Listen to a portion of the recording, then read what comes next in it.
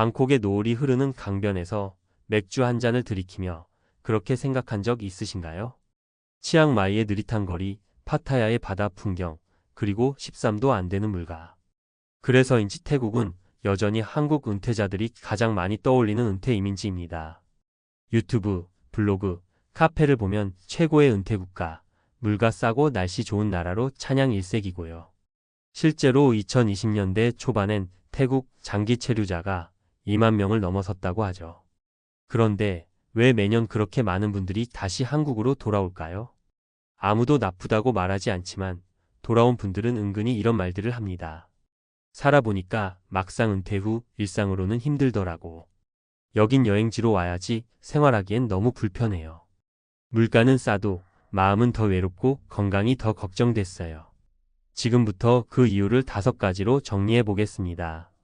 그리고 실제로 태국에 정착했다가 돌아온 3명의 은퇴자 사례도 함께 전해드릴게요. 1. 물가가 싸다. 은퇴자에게는 그렇지 않습니다. 태국의 물가가 싸다는 말 맞습니다. 하지만 조건이 있습니다. 현지인 수준의 소비를 할 때만 싸다는 뜻입니다. 외국인을 위한 주거, 병원, 서비스는 생각보다 훨씬 비쌉니다.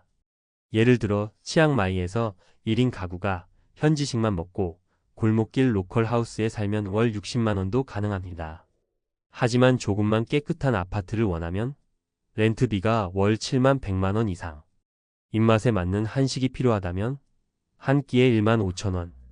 무더위에 에어컨 돌리다. 전기요금 폭탄 맞기도 하고 영어가 안 되는 병원에 갔다가 통역비 포함해서 몇십만 원이 깨지기도 하죠. 사례 63세 김태현 씨 서울 치앙마이. 처음엔 1억이면 충분하겠다 싶어서 왔어요. 2년 지나고 보니 생활비가 생각보다 많이 들더라고요. 처음 6개월은 관광객처럼 살았는데 그 이후엔 돈이 줄어들고 생활이 갑갑해졌어요. 결국 다시 한국 들어왔습니다. 싸게 산다는 건 어느 수준까지 내려놓을 수 있느냐에 따라 달린 얘기더라고요. 2. 병원은 잘 돼 있다. 비용과 접근성이 문제입니다. 태국은 의료 관광으로 유명합니다. 방콕, 파타야, 푸켓의 사립병원은 시설도 좋고 친절합니다. 하지만 문제는 한국보다 훨씬 비싼 진료비입니다. 단순 내과 진료도 10만 원 이상. 입원 시 하루 수십만 원. 긴급 수술은 통역비까지 합쳐 500만 원 이상 나오는 경우도 있습니다. 또 시골 지역은 의료 접근성이 낮고 공공병원은 대기 시간이 깁니다. 특히 장기 질병 고혈압, 당뇨, 협심증 등을 가진 은퇴자에겐 의료 리스크가 현실적인 불안 요소가 됩니다. 사례 67세 윤정희 씨 인천후 아인. 혈압약만 꾸준히 먹으면 되는데 병원 가려면 차 타고 1시간 통역 필요하고. 그러다 증상 심해졌을 때 제대로 못 챙기니까 불안하더라고요. 결국 한국 돌아가서 지역 병원 꾸준히 다니고 있어요. 병원만큼은 한국이 최고예요. 3. 언어 장벽과 외로움 생각보다 심각합니다. 태국은 영어가 통할 것 같지만 실제 지방 도시에서는 기본 영어 소통도 어려운 경우가 많습니다. 특히 병원, 관공서, 은행 업무처럼 중요한 상황에서는 통역 없이는 거의 불가능합니다. 또 외국인 커뮤니티와 교류가 활발하지 않으면 은퇴 후 고립감이 커지고 한국처럼 가까운 지인이나 가족과 교류가 어려워 외로움이 깊어지기 쉽습니다. 사례 65세 박노식 씨 대구 파타야. 친구도 없고 옆집 사람도 태국어만 하니까 말이 안 통하잖아요. 결국 한국 유튜브만 보고 사는데 이게 삶인가 싶더라고요. 외로움이 제일 컸어요. 결국 1년 만에 돌아왔고 지금은 동네 경로당 자주 나가며 지냅니다. 사람 소리가 들리는 게 이렇게 좋은 줄 몰랐어요. 4. 장기 비자와 체류 조건 생각보다 까다롭습니다. 태국은 장기 체류 비자, 특히 은퇴자, 비자 O-A, O-X 비자를 받을 수 있지만 조건이 만만치 않습니다.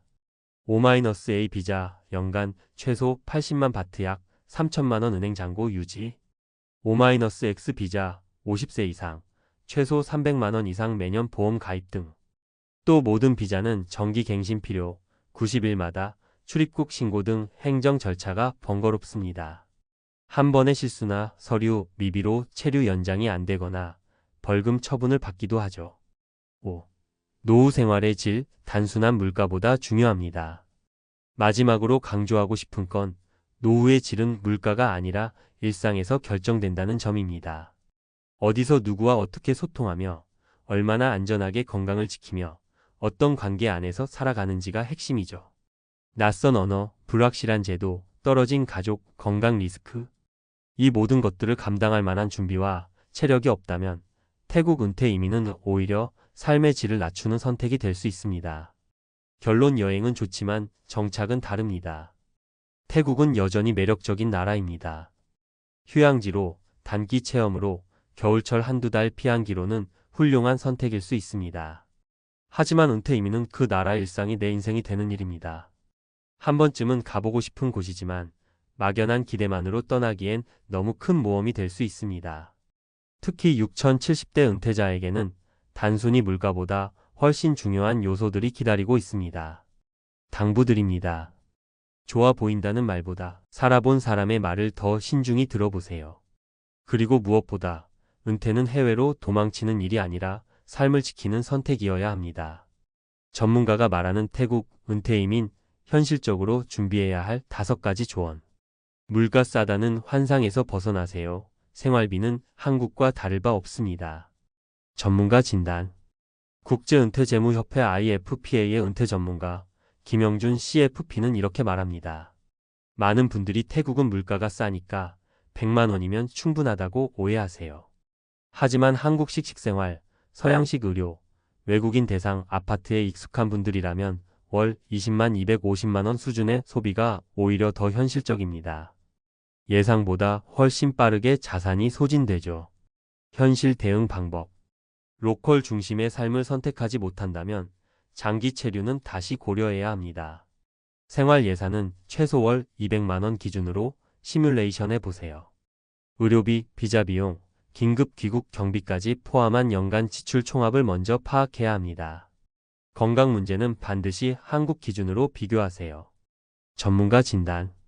의료복지연구소 이경훈 박사 국제노인의료 분야 전문가는 이렇게 지적합니다. 태국은 병원 시스템이 좋지만 그만큼 외국인 대상 병원은 가격이 높습니다. 특히 만성질환자나 응급 상황이 잦은 6070대는 진료 한 번마다 비용이 수십만 원씩 나가고 의료보험도 적용되지 않아요. 한국처럼 건강보험 기반의 안정적인 진료는 기대하기 어렵죠. 현실 대응 방법. 은퇴 전 건강검진을 받고 만성질환 여부를 체크하세요. 한국 건강보험을 유지하며 병원 치료를 병행할 수 있는 장단기 체류 모델이 더 안정적입니다. 현지 민간 의료보험은 보장 범위와 면책 조건을 반드시 꼼꼼히 확인해야 합니다. 비자 문제, 매년 갱신되는 불안정성에 주의하세요. 전문가 진단. 이민 컨설팅 전문가 팍세라 ASEAN 은퇴이민 전문 코디네이터는 이렇게 말합니다. O-A, O-X 비자는 말 그대로 장기 체류용이지 이민 비자는 아닙니다. 언제든 입국, 심사나 법 개정으로 조건이 바뀔 수 있고 특히 최근에는 고령자의 입국 심사가 까다로워지고 있어요. 실제로 2024년에는 은퇴비자 보유자의 은행 잔고 조건 강화와 보험 요건 확대가 논의되기도 했습니다. 현실 대응 방법. 매년 필요한 서류와 요건을 꼼꼼히 챙기지 않으면 체류가 불안정해질 수 있습니다. 60세 이후 비자 갱신 실패 사례도 존재하므로 한 번에 끝나는 비자가 아님을 인지해야 합니다. 태국 정부의 외국인 정책 변동에 대비한 플랜 B 국가를 고려해두는 것도 전략입니다.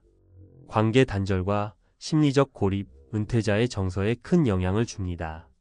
전문가 진단. 심리상담 전문가 정영석 은퇴 후 심리회복 전문은 말합니다. 한국에서 은퇴 후 느끼는 사회적 단절보다 해외 정착 후 느끼는 언어 및 문화 단절은 훨씬 깊고 치명적입니다. 외로움은 하루아침에 찾아오지 않아요.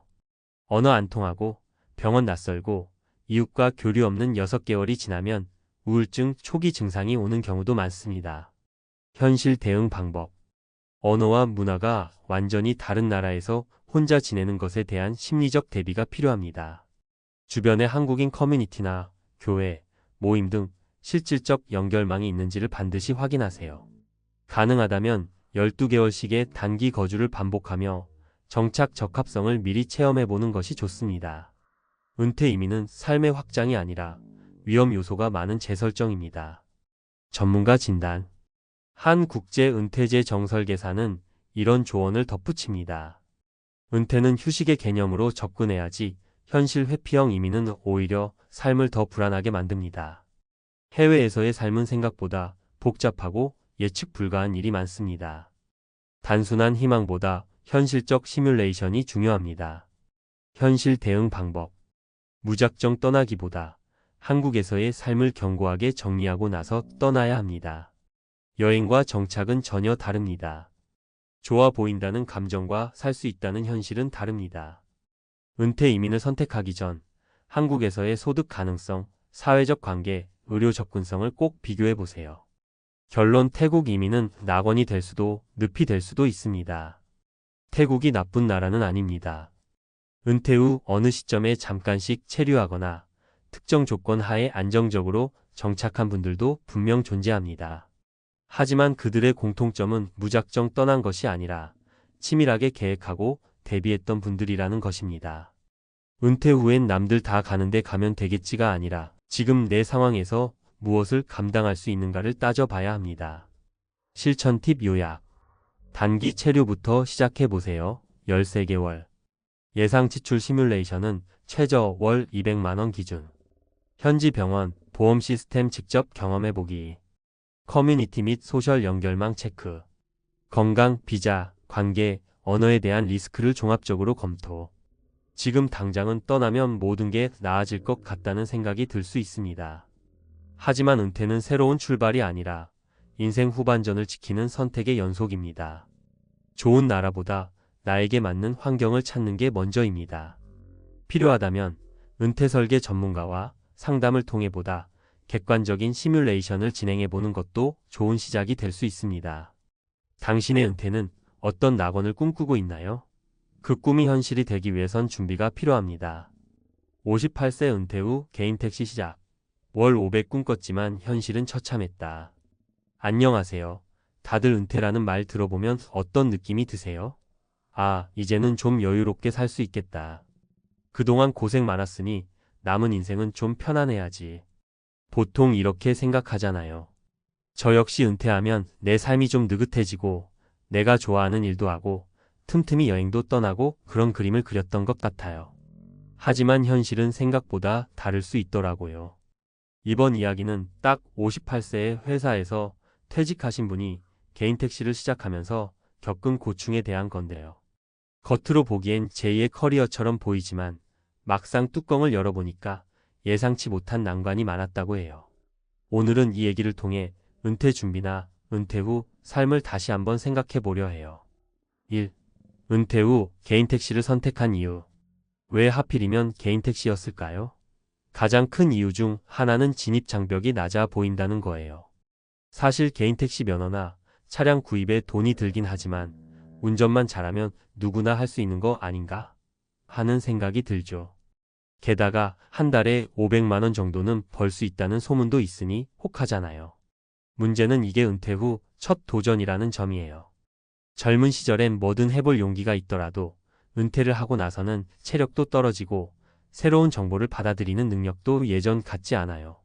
사실 은퇴 후에 무언가를 새로 시작한다는 건 생각보다 훨씬 어렵습니다. 2. 사례 1. 수입이 들쭉날쭉해 예상이 어렵다. 첫 번째 사례로 58세의 대기업에서 퇴직하신 어씨 얘기를 해볼게요. 30년 넘게 한 회사만 다니다 보니 월급이 한 달에 얼마가 들어올지 늘 정확했대요. 그러니 보험료, 공과금, 대출이자 등등을 미리 계산해서 쓰는 게 당연했죠. 그런데 개인 택시를 시작하고 보니 이게 월 500만 원을 버는 달도 있고 300만 원 혹은 그 이하가 되는 달도 있더라는 거예요. 날씨가 안 좋으면 손님이 줄고 또 코로나 같은 일이 터지면 관광객도 줄고 일상에 영향을 주는 변수가 너무 많았다는 거죠. 이게 왜 문제냐면 예측 가능한 수익 구조가 깨지면 생활 패턴 자체가 무너져 버려요. 매달 비슷한 수준으로 돈이 들어올 줄 알고 시작했는데 실상은 그렇지 않으니까 각종 지출은 그대로인데 막상 들어오는 건 들쭉날쭉. 어씨는 그러다 보니 예비비를 마련해 두지 않은 상태에서 버는 족족 생활비로 쓴 게 화근이 됐대요. 나중에 갑자기 고장이라도 나서 차량 수리비가 크게 나오면 그달은 적자가 나는 거죠. 결국 1년 만에 견디지 못하고 개인 택시를 접게 됐어요. 어씨가 내가 뭐 이런 기본적인 것도 모르고 시작했나 하고 자책했다니 듣는 사람 마음도 안 좋더라고요. 3. 사례 이 체력과 정신력이 예전 같지가 않다. 두 번째 사례는 B씨 이야기예요. 이분도 마찬가지로 58세였고 평소 운전하는 걸 좋아해서 운전하면서 돈도 벌 수 있겠다 라는 단순한 이유로 개인 택시에 뛰어들었대요. 근데 문제가 뭐냐면 운전을 좋아하는 것과 매일 10시간을 넘게 그것도 주말도 없이 쉬지 않고 운전해야 하는 건 완전히 다른 세계였던 거죠. 특히 새벽 시간에 손님을 태우면 잠도 제대로 못 자고 식사도 제때 못하는 날이 많았대요. 나이가 들수록 밤샘 운전은 정말 위험하기도 하잖아요. 피곤하면 집중력이 떨어지고 잠깐만 방심해도 큰 사고로 이어질 수 있으니까요. B씨는 옛날에는 밤새워 일해도 아침에 다시 회복이 됐는데 이젠 하루만 무리해도 사흘은 고생한다고 말했어요. 하루 쉬면 다음날 매출이 확 줄어드니 쉬기도 눈치 보이고 그러다 보니 몸은 갈수록 상하고 병원비는 또 늘어나고 악순환의 반복이었다고 해요. 결국 열정만 믿고 시작했다. 체력 관리를 못해서 번 돈보다 병원비를 더 쓰게 된 달도 있었다고 합니다. 그때부터 점점 이걸 이렇게까지 해야 하나? 회의감이 생기기 시작했고 결국 1년쯤 지나서 다시 택시를 접었다는 사연이죠. 4. 사례 3. 미리 공부하지 않은 시장, 경쟁이 치열하다. 마지막은 C씨예요. 이분도 대기업에서 오랫동안 일했고 59세에 은퇴를 하셨다고 해요. 퇴직금이 어느 정도 있었고 운전면허도 있고 택시라면 진입장벽이 낮다라는 생각에 뛰어드셨대요. 그런데 막상 들어가 보니 이미 개인 택시 시장은 포화 상태였고 카카오 택시니 뭐니 플랫폼 경쟁도 엄청 치열한 거죠. 손님 확보가 생각보다 어려워서 한가한 낮 시간에는 탑승 거부가 아니라 탑승 자체가 없는 상황을 자주 겪었다고 해요. 또 시장 조사나 홍보 방법, 그리고 최근엔 서비스도 굉장히 중요한 요소로 떠올랐잖아요. 예를 들면 특정 지역 공항, 터미널, 관광지 등에서 어떻게 손님을 더 끌어올지, 평소 SNS 리뷰나 별점 관리는 어떻게 할지 이런 걸 챙겨야 한다는 거예요. C씨는 이런 준비를 전혀 안 한 상태였기에 매출은 기대에 훨씬 못 미쳤고 스트레스만 늘어갔죠. 결국 C씨도 퇴직금을 거의 다 털어놓고도 사업이 뒷받침이 안 되자 이런 줄 알았으면 차라리 작은 가게라도 할 걸 하면서 아쉬워했다고 해요. 미리 시장 조사하고 대비하는 과정 없이 할 만해 보인다라는 감으로 시작했다가 큰 손해를 본 거죠. 5. 은퇴 후 삶을 준비하는 자세. 결국 세 분 다 개인 택시를 1년 안쪽으로 접게 됐지만 저마다 이유도 다르고 상황도 달랐어요. 근데 공통점이 있더라고요. 미리 충분히 준비하거나 체력이나 수입 변동성 같은 현실적인 문제를 예상하지 못했다라는 점이에요. 저도 은퇴를 꿈꾸는 입장에서 느낀 게 은퇴라는 건 직장을 그만두는 끝이 아니라 어쩌면 새로운 삶의 시작이잖아요. 그런데 우리는 흔히 끝났다라는 데만 집중하고 이제부터 내가 뭘 해야 하지? 하는 구체적인 준비는 부족한 경우가 많아요. 첫째, 은퇴 후 하고 싶은 일이 있다면 먼저 실제로 해본 사람들의 이야기를 많이 들어야 해요. 단순히 언론에 나오는 누구는 이 업종에서 대박 났다더라 같은 이야기 말고 구체적으로 어떤 리스크가 있고 실제 매출이 어느 정도인지 체력이나 시간 투자는 어떤 식으로 이루어지는지 알아보는 게 중요하죠. 둘째, 건강 문제를 간과하면 안 돼요. 50대 후반 넘어가면 아프기 시작하는 곳이 한두 군데가 아니잖아요. 은퇴 후 시간적 자유가 생기는 만큼 운동이나 식습관을 신경 쓰면서 일을 하더라도 내 몸에 무리가 오지 않는 선에서 설계를 해야 해요. 셋째, 수입이 일정하지 않다는 걸 미리 각오해야 해요. 그리고 그걸 감당할 수 있는 예비비나 모아놓은 자산, 혹은 매출이 떨어지는 달에도 어떻게 대응할 건지 플랜 B를 마련하는 게 좋아요. 매달 임금이 꼬박꼬박 들어오는 월급 생활과는 전혀 다른 세계니까요. 6. 마무리 어떻게 살아갈 것인가를 먼저 고민해야. 우리가 평생을 회사에 몸담다가 어느 날 퇴직증을 받는 순간이 오잖아요. 그 순간은 어찌 보면 완전한 해방감이기도 하고 또 다른 한편으로는 앞으로 뭐 하지? 하는 불안감이 동시에 몰려오는 시점이죠. 개인 택시처럼 누구나 한 번쯤 생각해 볼 수 있는 길이지만 그 길이 정말 나에게 맞는지 내가 감당할 수 있는지 깊이 생각해야 해요.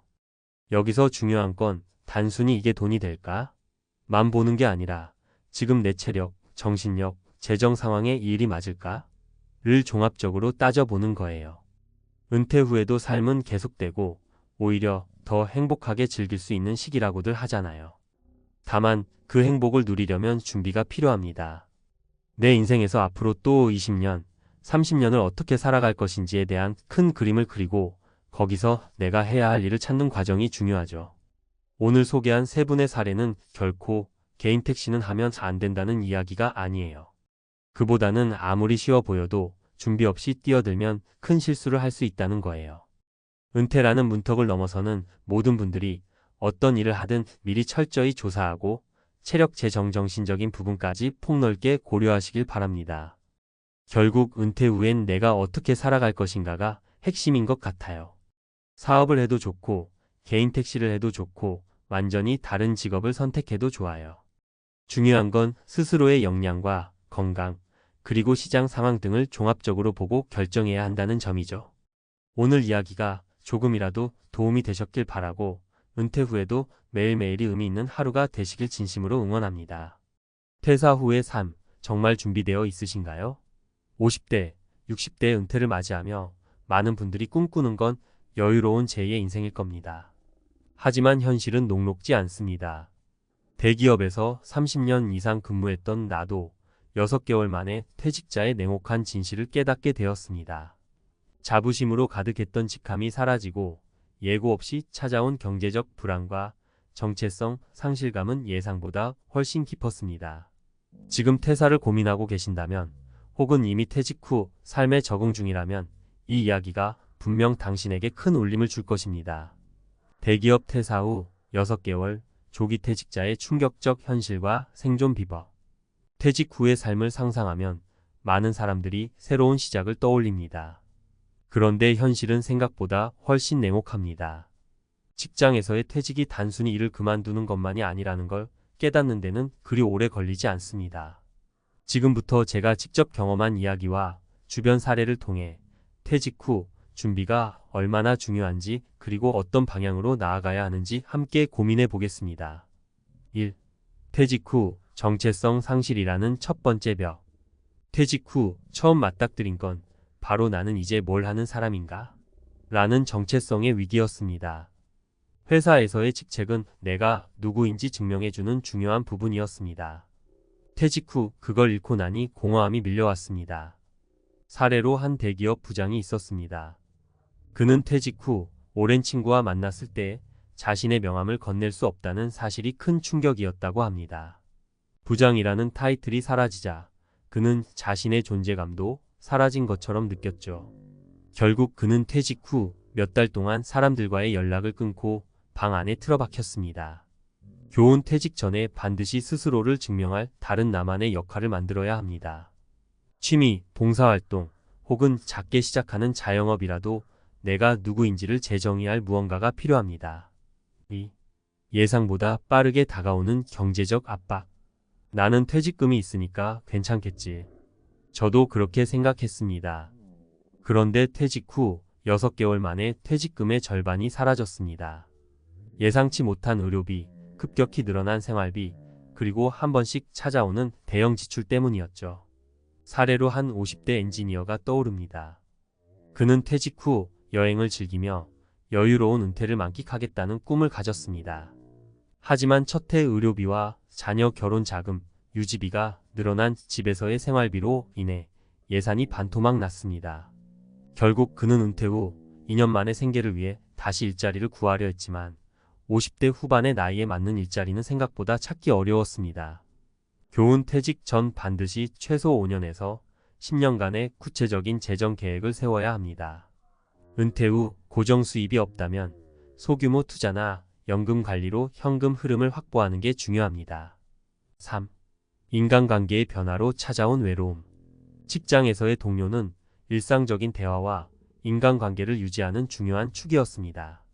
하지만 퇴직 후에는 그 관계도 자연스럽게 멀어지기 마련입니다. 갑작스레 고립감을 느끼고 외로움에 시달리는 경우가 많습니다. 사례로 한 60대 팀장은 퇴직 후 친구들에게 연락을 자주 했습니다. 하지만 바쁜 일상 속에서 친구들은 그를 만날 여유가 없었고 이전처럼 팀장님으로 대우받지 못하는 상황이 익숙지 않았습니다. 결국 그는 자신이 불편한 존재가 된 것처럼 느꼈고 외로움을 피하려고 가족에게 의존하려 했지만 자녀들 역시 독립적인 삶을 살아가고 있었습니다. 교훈 퇴직 후 인간관계는 자연스럽게 변화하기 때문에 직장 외의 새로운 커뮤니티나 동호회에 적극 참여해야 합니다. 꾸준히 관계를 넓히고 유지하려는 노력이 필요합니다. 퇴직 후 생존 비법 반드시 준비해야 할 3가지. 1. 새로운 정체성 찾기. 퇴직 후에도 나만의 역할을 만들어야 합니다. 이는 경제활동이 아니더라도 좋습니다. 봉사활동, 유튜브 채널 운영, 작가 활동 등 당신의 경험과 지식을 활용할 수 있는 분야를 찾아보세요. 퇴직자는 더 이상 회사 사람이 아니지만 여전히 자신만의 스토리를 써 내려갈 수 있는 주인공입니다. 2. 현실적인 재정 계획 세우기. 퇴직금을 한꺼번에 쓰는 계획보다는 소액의 안정적인 현금 흐름을 만드는 방향을 추천합니다. 예를 들어 월 100만 원의 현금을 만들어주는 소규모 창업이나 임대사업은 은퇴 후 큰 힘이 됩니다. 또 지출을 철저히 관리하고 꼭 필요한 곳에만 돈을 쓰는 습관을 기르세요. 3. 새로운 인간관계 형성. 직장 밖에서도 내 삶을 지지해줄 새로운 인간관계를 만들어야 합니다. 동네 모임, 운동 동호회 혹은 온라인 커뮤니티를 통해 새로운 사람들과 교류하며 사회적 연결을 유지하세요. 퇴직은 끝이 아니라 새로운 시작입니다. 하지만 준비되지 않은 퇴직은 당신의 삶을 무너뜨릴 수 있습니다. 지금이 바로 그 준비를 시작해야 할 때입니다. 내가 꿈꾸는 퇴직 후 삶은 무엇인지, 그 삶을 실현하기 위해 어떤 준비를 해야 하는지 스스로에게 물어보세요. 작은 변화가 당신의 은퇴를 더 나은 방향으로 이끌어 줄 것입니다. 퇴직 후 새로운 삶을 준비하는 전문가의 조언. 지금 당장 시작해야 할 3가지. 퇴직이라는 단어를 떠올리면 많은 분들이 막연한 해방감과 여유를 상상합니다. 하지만 그 뒤에 숨겨진 현실은 결코 낭만적이지 않습니다. 50대, 60대에 접어들어 직장을 떠난 뒤 어떤 삶을 살 것인지는 전적으로 본인의 준비와 선택에 달려 있습니다. 이번 칼럼에서는 퇴직 이후 흔히 마주하는 문제들과 이를 극복하기 위한 실질적인 해결책을 전문가의 시각에서 풀어보겠습니다. 퇴직 후 가장 흔한 3가지 문제. 퇴직 후의 삶에서 실패를 겪는 가장 큰 원인은 예상하지 못했던 문제들이 갑작스럽게 밀려오는 것입니다. 대부분 사람들은 이런 문제를 겪고 나서야 대책을 세우려 하지만 때로는 이미 늦은 경우가 많습니다. 1. 경제적 압박의 현실. 퇴직 이후 가장 먼저 부딪히는 문제는 경제적인 불안입니다. 퇴직금과 연금을 믿고 안심하는 경우가 많지만 실제로는 빠르게 줄어드는 자산 앞에서 놀라게 됩니다. 한 예로 50대 초반에 퇴직한 김 씨는 퇴직금 3억 원을 손에 쥐고 자신감 있게 은퇴했습니다.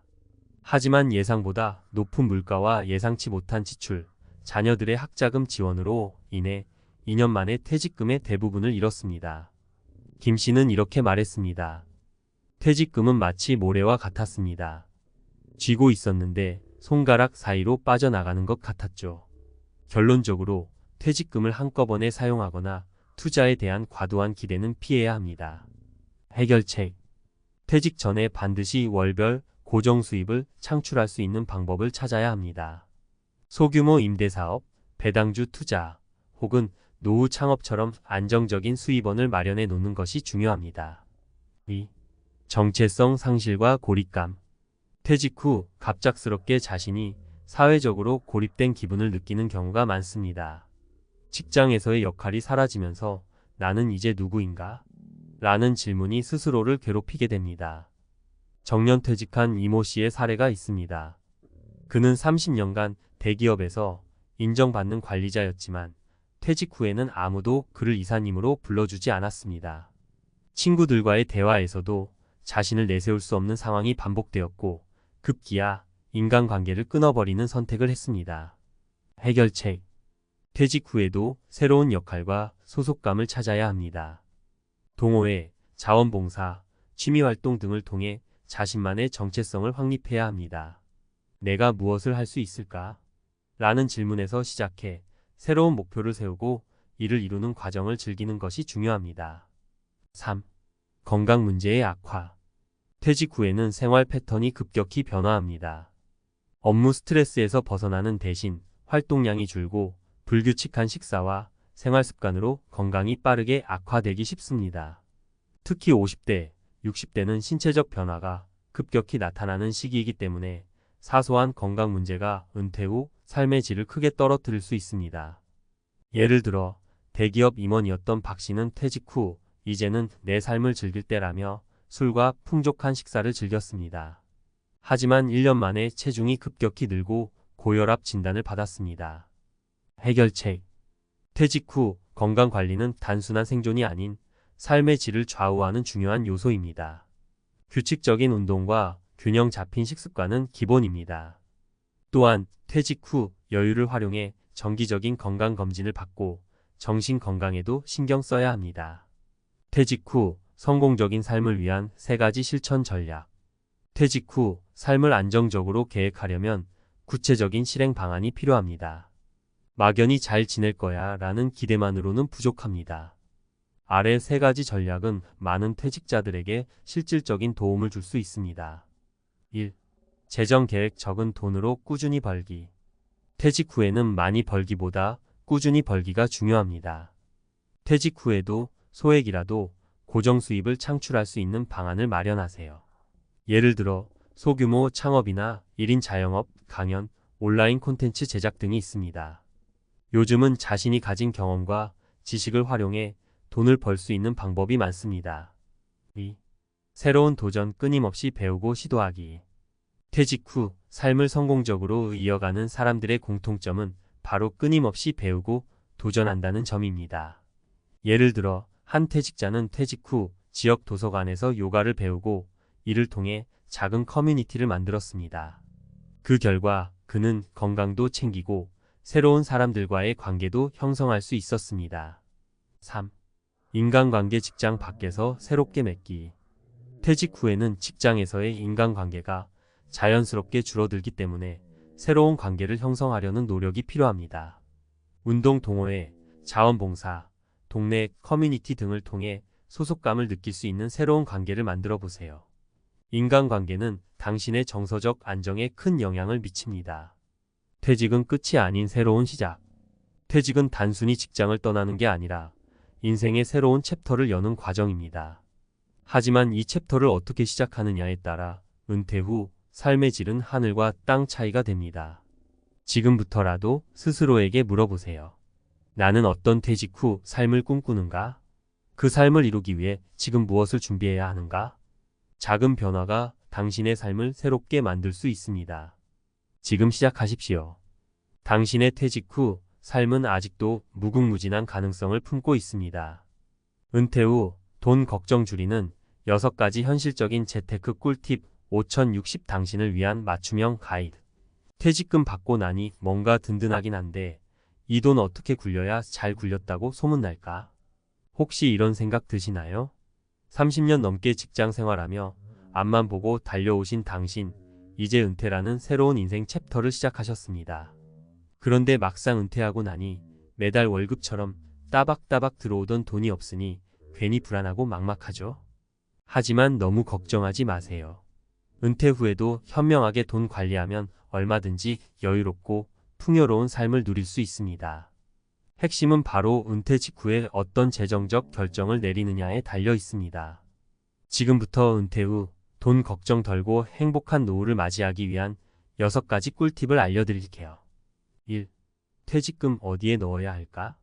마이너스 은퇴 자산 포트폴리오 재구성.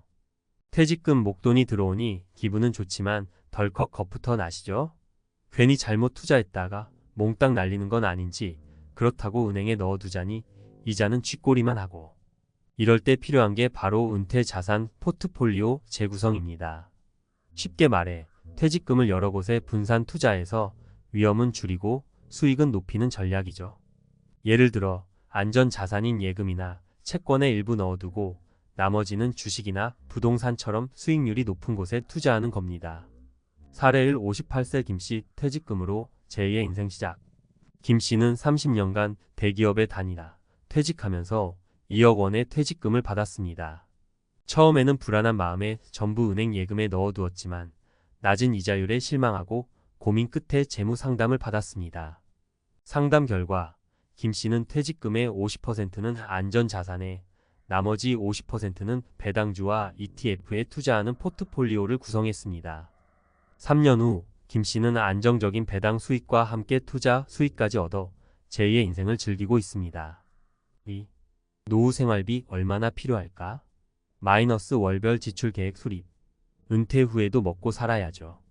은퇴 전에는 월급이 따박따박 나왔지만 이제는 그렇지 않으니 꼼꼼한 지출 계획이 필수입니다. 먼저 은퇴 후 예상되는 월별 생활비를 계산해 보세요.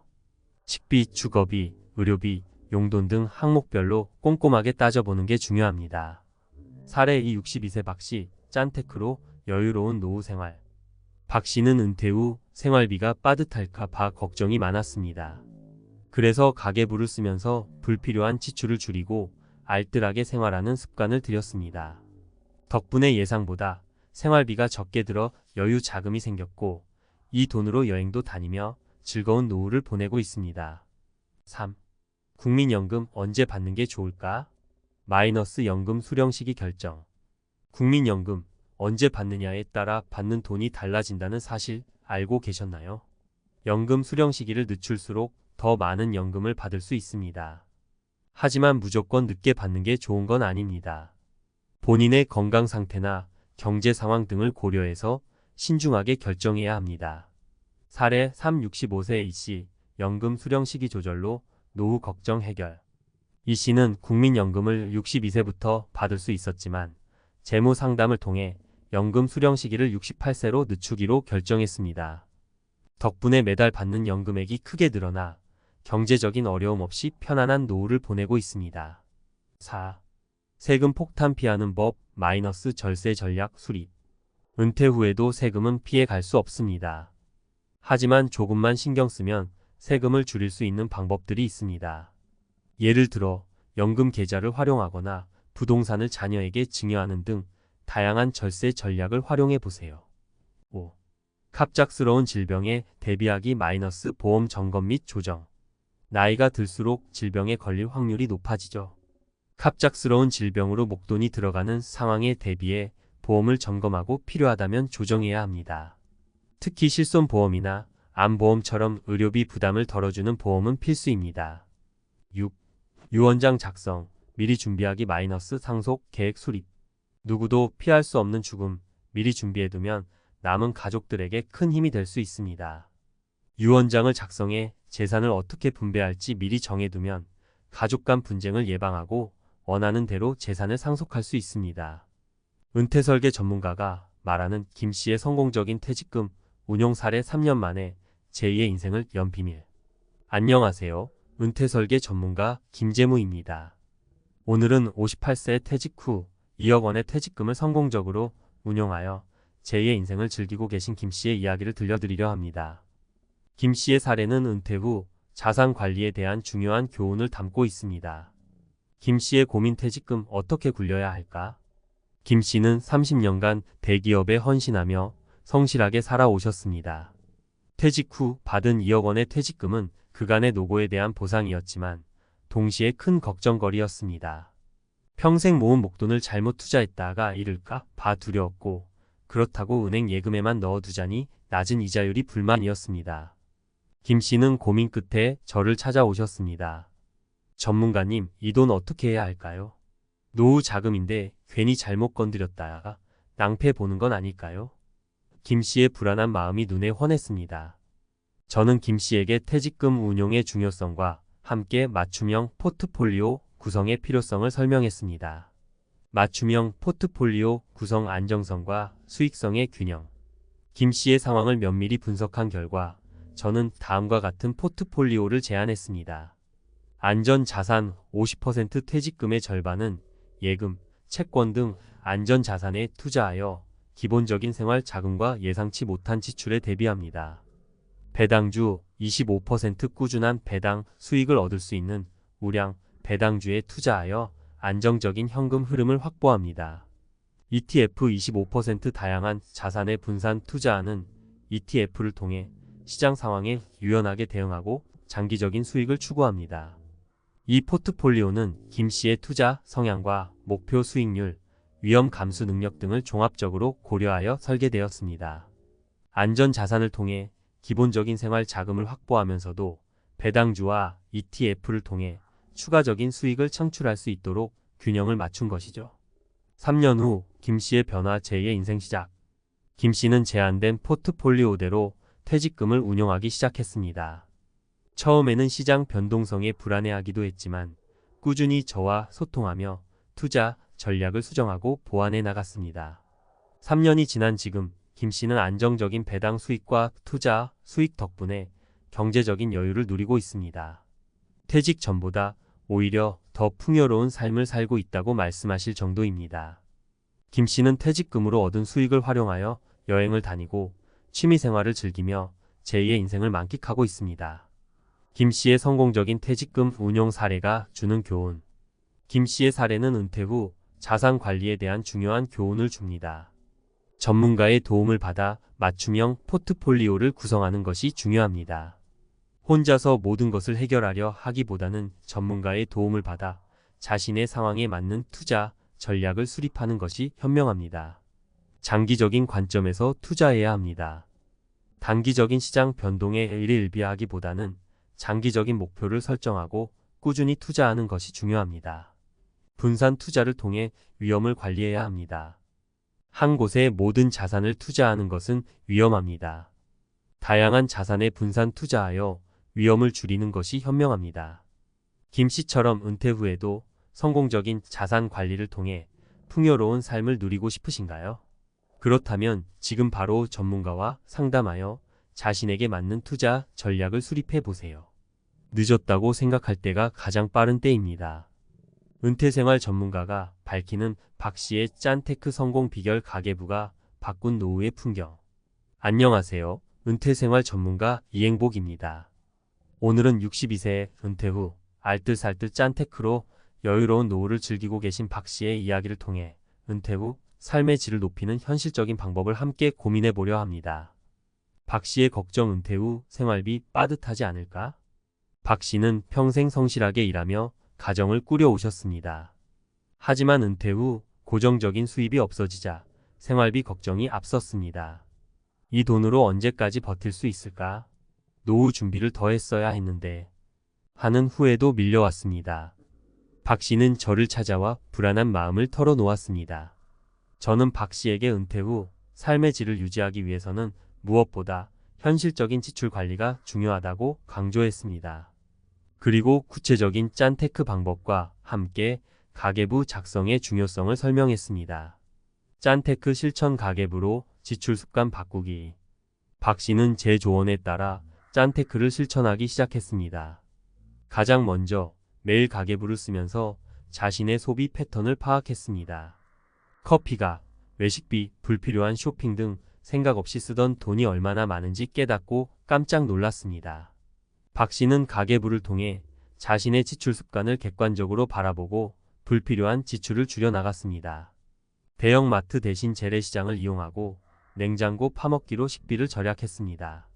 또한 걷기 운동을 시작하고 집에서 텃밭을 가꾸는 등 건강도 챙기면서 의료비도 줄였습니다. 짠테크의 효과 예상보다 넉넉한 노후 자금. 처음에는 짠테크가 힘들고 불편하게 느껴졌지만 박 씨는 꾸준히 노력했습니다. 그 결과 예상보다 생활비가 훨씬 적게 들었고 여유 자금까지 생겼습니다. 박 씨는 이 돈으로 그동안 미뤄왔던 여행을 떠나고 취미 생활을 즐기며 행복한 노후를 보내고 있습니다.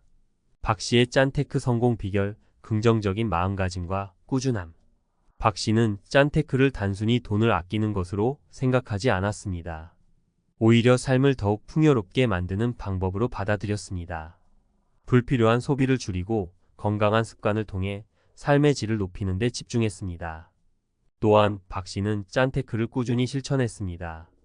처음에는 어렵고 귀찮게 느껴졌지만 포기하지 않고 습관처럼 가계부를 쓰고 지출을 관리했습니다.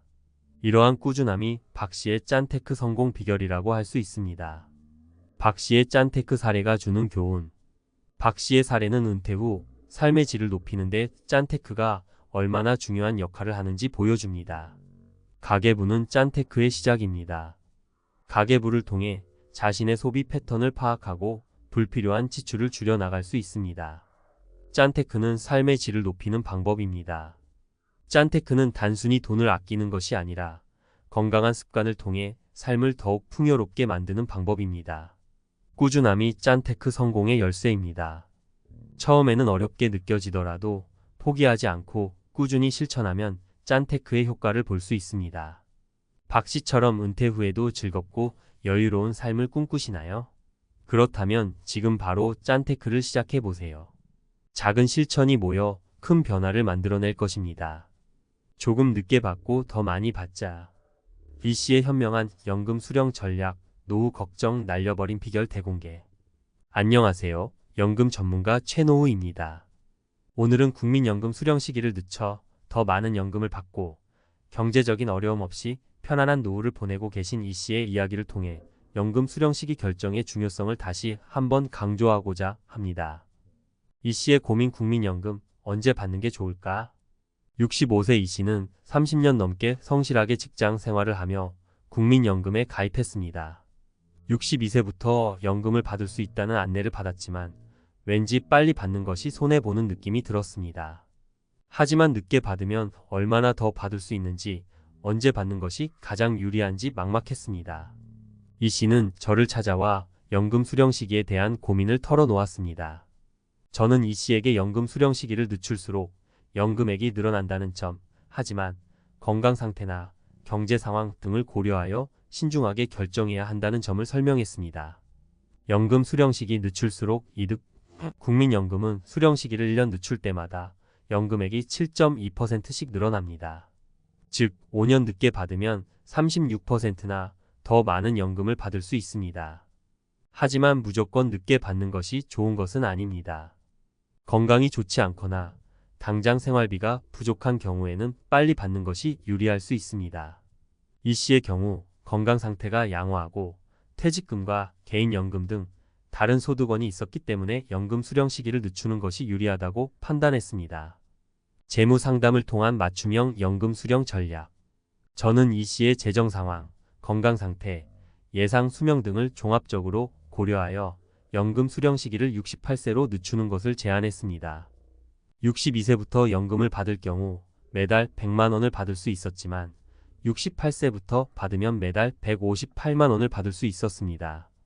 이 씨는 처음에는 6년이나 더 기다려야 한다는 사실에 망설였지만 장기적인 관점에서 연금 수령액을 늘리는 것이 더 유리하다는 점을 이해하고 제안을 받아들였습니다. 연금 수령 시기 조절, 노후 걱정 해결. 이 씨는 68세부터 국민연금을 받기 시작했습니다. 덕분에 매달 158만 원이라는 넉넉한 연금을 받아 경제적인 어려움 없이 편안한 노후를 보내고 있습니다. 또한 연금 수령액이 늘어남에 따라 국민연금에서 받는 혜택도 함께 증가하여 더욱 만족스러운 노후 생활을 누리고 있습니다. 이 씨의 성공적인 연금 수령 전략이 주는 교훈. 이 씨의 사례는 연금 수령 시기 결정이 노후 생활에 얼마나 큰 영향을 미치는지 보여줍니다. 연금 수령 시기는 신중하게 결정해야 합니다. 자신의 재정 상황, 건강 상태, 예상 수명 등을 종합적으로 고려하여 가장 유리한 시기를 선택해야 합니다. 전문가의 도움을 받는 것이 좋습니다. 연금 제도는 복잡하고 어렵기 때문에 전문가의 도움을 받아 자신에게 맞는 연금 수령 전략을 수립하는 것이 현명합니다. 장기적인 관점에서 연금을 설계해야 합니다. 단기적인 이익에 급급하기보다는 장기적인 안목으로 연금을 설계해야 안정적인 노후 생활을 보장받을 수 있습니다.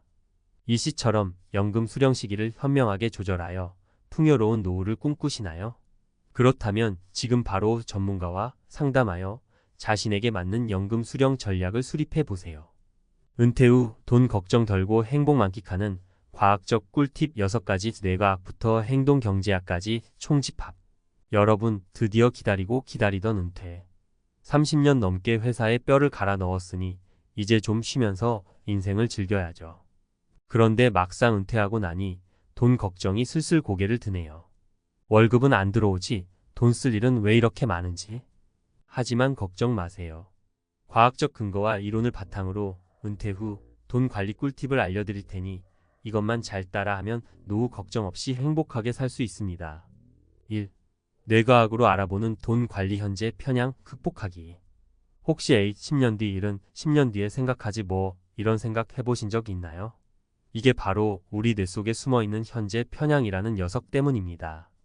현재 편향은 미래보다 현재의 만족을 더 중요하게 여기는 심리적 경향을 말하는데요. 이 때문에 노후 준비를 미루거나 충동적인 소비를 하게 되는 거죠. 해결책 은퇴 후 삶을 구체적으로 상상해 보세요. 따뜻한 나라로 여행을 간다거나 손주들에게 용돈을 주는 모습을 떠올리면서 미래의 행복을 현재의 가치로 만들어 보는 겁니다. 이렇게 하면 현재 편향을 극복하고 미래를 위한 저축에 더욱 힘쓸 수 있게 됩니다. 2. 행동경제학으로 배우는 넛지 효과 자동 이체 시스템 활용.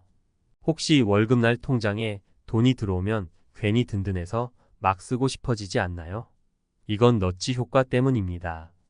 넛지 효과란 작은 변화나 자극을 통해 사람들의 행동을 유도하는 것을 말하는데요. 이를 활용하면 저축을 늘리고 불필요한 지출을 줄일 수 있습니다. 해결책 월급날 자동으로 일정 금액이 연금 저축 계좌로 이체되도록 설정해 보세요. 이렇게 하면 돈을 쓰기도 전에 저축이 먼저 이루어지기 때문에 훨씬 쉽게 저축 목표를 달성할 수 있습니다. 3. 파레토 법칙으로 분석하는 지출 관리 20%에 집중하라. 혹시 돈을 어디에 썼는지 모르겠는데 통장 잔고는 왜 자꾸 줄어들지? 이런 생각 해보신 적 있나요? 이럴 때는 파레토 법칙을 활용해 지출을 분석해 보세요. 파레토 법칙은 전체 결과의 80%가 20%의 원인에서 발생한다는 법칙인데요. 지출에도 적용됩니다. 즉, 전체 지출의 80%는 20%의 항목에서 발생한다는 뜻이죠. 해결책 가계부를 꼼꼼하게 작성하고 어떤 항목에 돈을 많이 쓰는지 파악해 보세요. 그리고 불필요한 지출을 줄이고 꼭 필요한 곳에 돈을 쓰는 습관을 들이세요. 이렇게 하면 훨씬 효율적으로 지출을 관리할 수 있습니다. 4. 투자 심리학으로 알아보는 손실 회피 분산 투자의 중요성. 혹시 주식 투자하다가 손해를 보면 괜히 불안하고 초조해지지 않나요? 이건 손실 회피라는 심리적 경향 때문입니다. 손실 회피는 이익보다 손실에 더 민감하게 반응하는 심리적 경향을 말하는데요.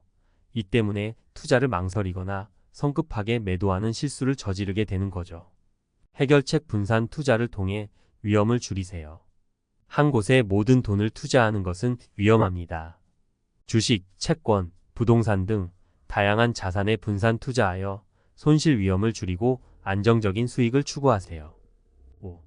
라이프 스타일 디자인으로 설계하는 은퇴 후 삶 즐거움 찾기. 혹시 은퇴 후 삶이 무료하고 지루하게 느껴지시나요? 그렇다면 라이프 스타일 디자인을 통해 은퇴 후 삶을 새롭게 설계해 보세요. 라이프 스타일 디자인은 자신이 원하는 삶의 방식을 찾고 이를 실현하기 위한 계획을 세우는 것을 말합니다. 해결책 은퇴 후 하고 싶었던 일들을 리스트로 만들고 하나씩 실천해 보세요. 여행, 취미활동, 봉사활동 등 다양한 활동을 통해 삶의 활력을 되찾고 새로운 즐거움을 발견할 수 있습니다. 6. 사회적 관계 유지 행복 호르몬 세로토닌 분비 촉진. 혹시 은퇴 후 외로움을 느끼시나요? 사회적 관계는 우리 뇌에서 행복 호르몬인 세로토닌 분비를 촉진시켜 정신 건강에 매우 중요한 역할을 합니다. 해결책 가족, 친구들과 자주 연락하고 만나세요. 동창회, 종교활동, 취미 모임 등 다양한 사회활동에 참여하여 새로운 사람들을 만나고 관계를 맺는 것도 좋습니다. 추천 도서. 넛지 똑똑한 선택을 이끄는 힘 리처드 탈러, 캐스 선스타인 행동경제학을 쉽고 재미있게 설명하며 넛지 효과를 활용한 다양한 사례를 소개합니다. 부자 아빠, 가난한 아빠, 로버트 기요사키 돈에 대한 새로운 관점을 제시하며 경제적 자유를 얻기 위한 방법을 알려줍니다. 나는 오늘도 경제적 자유를 꿈꾼다. 청울림 부동산 투자를 통해 경제적 자유를 얻은 저자의 경험담을 담고 있으며 실질적인 투자 노하우를 배울 수 있습니다.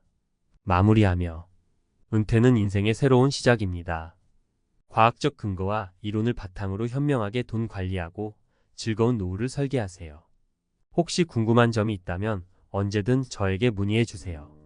여러분의 행복한 은퇴 생활을 응원합니다.